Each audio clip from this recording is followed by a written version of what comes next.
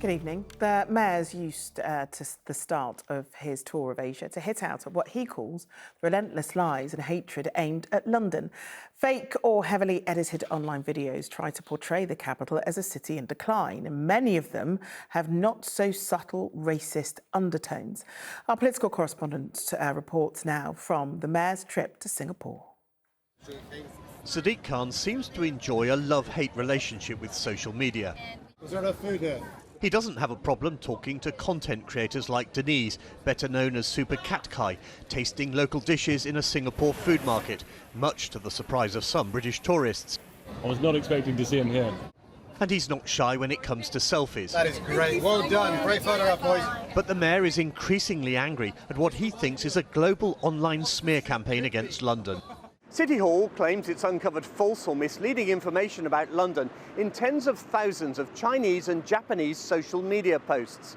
The most common recurring theme is that London is unsafe, lawless and in decline. It's videos like this City Hall wants to push back against, an anti-immigration clip claiming to show everyday London, which is actually the aftermath of the Arsenal victory parade. Or this anti-Muslim video, which isn't even London. Some of this portraying London as being taken over by immigrants. Some of this portraying London as some sort of Sharia state. But also some of them portraying London as this dystopian crime capital of the world. We've got to make sure we take on those lies and show people across the globe the truth. Isn't there a danger you give these claims credibility by talking about them? We can't pretend people across the globe aren't using social media. At a conference in Singapore called the World Cities Summit, the Mayor unveiled a £7 million ad campaign to try to fight back. But some in the Far East don't rely on the internet for their opinion of London. Nick Salina moved to Singapore from Aldgate in 2017 and works in marketing for a chain of restaurants. I guess the main contrast is the safety. Like, as a single woman, I feel like I can walk home alone in Singapore, 4 a.m, 5 a.m, no concerns. I can leave my handbag down and walk away and come back. I do not feel that way in London. I would be worried when I was living there about my handbag on the tube. I wouldn't want to walk home on my own past 8 p.m. at night. Sadiq Khan's first full day in Singapore also saw a visit to one of its main tourist attractions, a nature park where 50-metre-high steel sculptures known as the Super Tree Grove double up as viewing platforms overlooking the city. Simon Harris, ITV News, Singapore. But first, they might be 6,500 miles apart, but the Mayor thinks the answer to building more homes in Silvertown is in Singapore. On the second day of his tour there, Sir Sadiq Khan unveiled a fresh plan to get 7,000 new homes built in the Royal Docks. He thinks greater City Hall involvement modelled on Singaporean-style financing could unlock the site, which has been derelict for 40 years. But we have been here before. Our political correspondent Simon Harris is in Singapore. The noise you can hear behind me is a reception at the British High Commissioner's residence in Singapore. Sadiq Khan has flown more than 6,000 miles to announce a housing scheme on a site he can see from his office. His critics say he's woefully failed to build the new homes London needs, but the Mayor believes he can unblock the logjam by adopting a Singapore-style approach to social housing.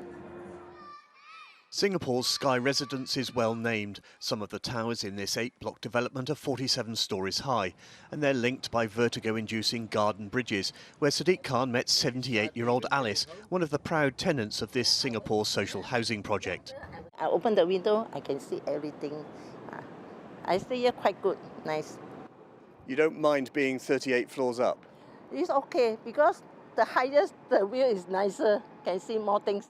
But the Mayor wasn't here for the view. Sky Residence was built and paid for by the Singapore government, and Sadiq Khan thinks it's a housing model which could work in London.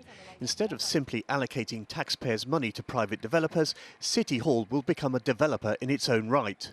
I'm really excited to learn from Singapore. They've got a housing development board now in London. We've got a City Hall developer. Why is it right for politicians to get involved in developing? Because the market isn't working. I meet too many Londoners who are desperate for genuinely affordable homes. Developers do a great job, but no developer is going to want to flood the market with market value homes. The Mayor's first project is to invest £100 million in an attempt to revive one of London's most distinctive derelict buildings. The Millennium Flour Mill in the Docks has been abandoned for 40 years. The latest plan is to build 7,000 new homes on the site. But we have been here before. In 2003, then Mayor Ken Livingstone declared Millennium Mills would become a giant aquarium. The most important thing, it's the first aquarium that's going to be conservation-led. It didn't happen. Then in 2022, another mayor announced another scheme. The first phase will have 6,000 homes, half of which are going to be affordable. But that was 3 years ago and times have changed. The mayor told me today that in this latest plan for Millennium Mills, the percentage of affordable homes has been cut from a half to below a third. He thinks just throwing more money at it will solve the problems. I don't think it'll solve the problems. If it's fundamental, the fundamental issue is that he's not building the homes that Londoners actually need. As well as visiting a housing project, the mayor has been trying to persuade Singapore investors to put their money into London. London is the most globally traded real estate city in the world, and in fact Singapore investors invest more into London than they do in the US, so it's a really important market for us. And the fact we've got the mayor out here as well, we're seeking to attract more capital investment from the region. This evening, the mayor was at the residence of the British High Commissioner to celebrate the King's birthday before leaving for the next leg of his Asian tour on a flight to Tokyo. Simon Harris, ITV News, Singapore. Good evening. Sir Sadiq Khan's trip to Asia has taken him from Singapore to Tokyo, where he chose to reignite a long-running row with Donald Trump. Against some of the Japanese capital's most famous backdrops, London's mayor called the war with Iran reckless and blamed military action for soaring fuel and food prices. But he's gone to Asia to drum up business for London, and there's plenty of evidence the two capitals have been influenced by each other, from black cabs to pedestrian crossings. From Tokyo, here's our political correspondent, Simon Harris. Sadiq Khan stepped onto the world's busiest road crossing and into another spat with the American president. In a speech in Tokyo, he called Donald Trump's war with Iran reckless and blamed it for food and fuel price rises. The mayor is in Japan to try to sell London as a place to visit and do business in. It's really important. Japan, on a yearly basis, does about £35 billion worth of business with us. Our Prime Minister did a deal with the Japanese Prime Minister last week to the tune of £18 billion. Yes, we're banging the drum in Europe. Yes, we're banging the drum in America, but Asia and the Pacific is so important for us. The Shibuya crossing has found fame in movies like Fast and Furious. It was also the blueprint for a new crossing at Oxford Circus. But it seems copying other cities is two-way traffic. Tokyo's latest taxi bears a striking resemblance to London's black cab, albeit a little dinkier. And there are clear parallels between both cities' underground railways. Tokyo's public transport system has close ties with London's. The metro is part of a consortium which runs the Elizabeth line. And today, Transport Commissioner Andy Lord was in Tokyo as part of the mayor's trade mission to the Far East. And there are things London can learn here. It's fully accessible, including little things like braille on the handrails of the staircases. They have platform edge technology to prevent people getting onto the track by accident. And it's fully air conditioned, including the stations, but of course they have a slightly different climate to us here. At Yotsuya Station, Luca, who works in IT, told me how braille had transformed his ability to use the metro. Especially in the rush hours. In the morning, it's really dangerous for us to walk through a crowded platform. They have a braille sign on each door with a lot of information, such as which door it is, on which car, and where it's going. The mayor spent much of his first day in Tokyo meeting business leaders, shaking hands with the heads of large corporations and making speeches, although his lunchtime words weren't always easy to hear over the clinking of cutlery and crockery. Sadiq Khan's party includes London business owners keen to find new openings, entrepreneurs like Carol from Archway, who specialises in linking influencers and content creators with organisations which can use them. Japan actually is one of the biggest countries spent on influencer marketing. In just 1 year, they spent over 100 billion yen on creators marketing. So we really see the huge potentials here. And you were a part of that? Of course, yes. Tomorrow, the mayor is also expected to take a look at the metro on what will be the final day of his trip to Singapore and Japan. Simon Harris, ITV News, Tokyo. Good evening. As Sadiq Khan wraps up his big tour of Asia, the Mayor talked to us about his own future, the chance of London hosting another Olympics and upsetting the Met Police after blocking a big contract. So Sadiq has been in Singapore and Tokyo, flying the flag for London, hoping to drum up more business, investment and tourism for the capital.